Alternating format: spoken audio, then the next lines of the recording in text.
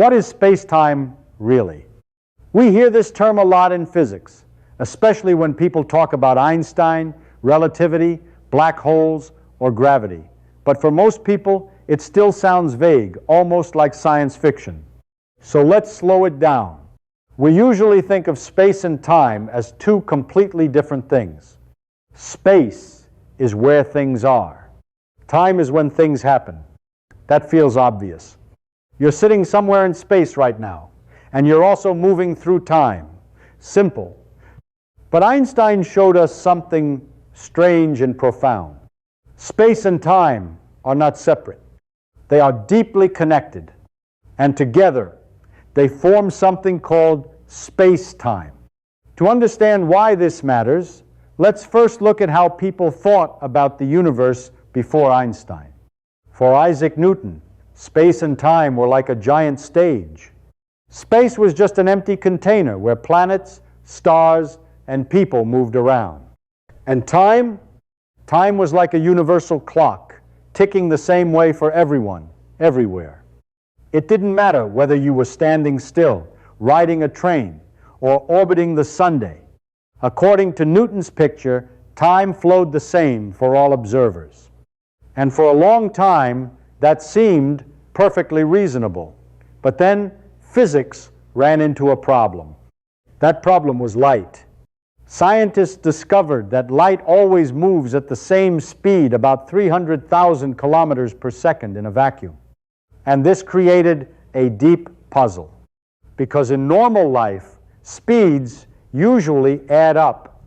If you throw a ball forward while standing on a moving train, someone standing outside the train will see the ball moving faster than you do.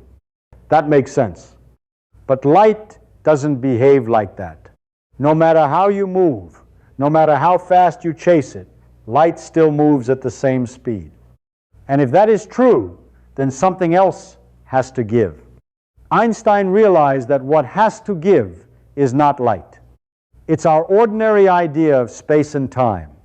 In order for the speed of light to remain constant for everyone, space can change and time can change depending on how you move. That means time is not universal, and distance is not universal either. Different observers can measure different times and different distances and still all be correct. That is one of the most revolutionary ideas in human history. So what is space-time? A simple way to think about it is this. The universe is not just made of three dimensions, left and right, up and down, forward and backward.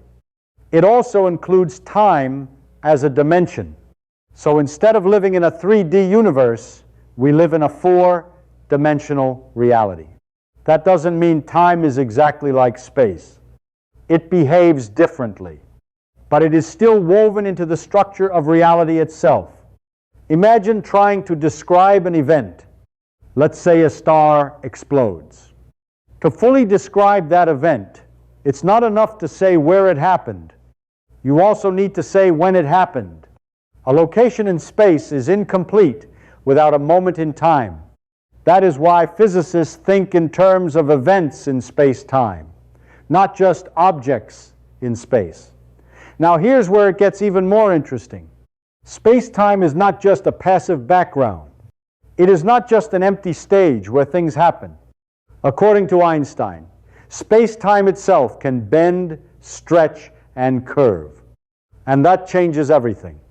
Because this is how Einstein redefined gravity.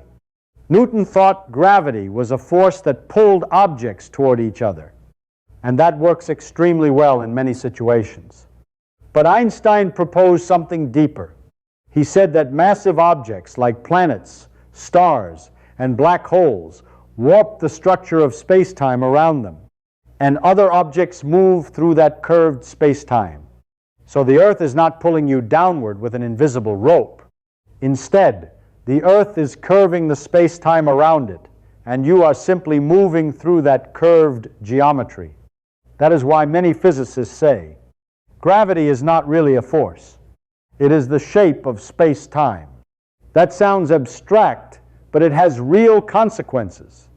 It explains why planets orbit stars. It explains why light bends around massive objects.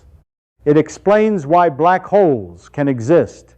And even more strangely, it explains why time itself can slow down. Near a massive object, time passes more slowly. That is not a metaphor. That is real physics. A clock near a black hole would tick more slowly than a clock far away from it. So gravity does not just affect motion. It affects time itself.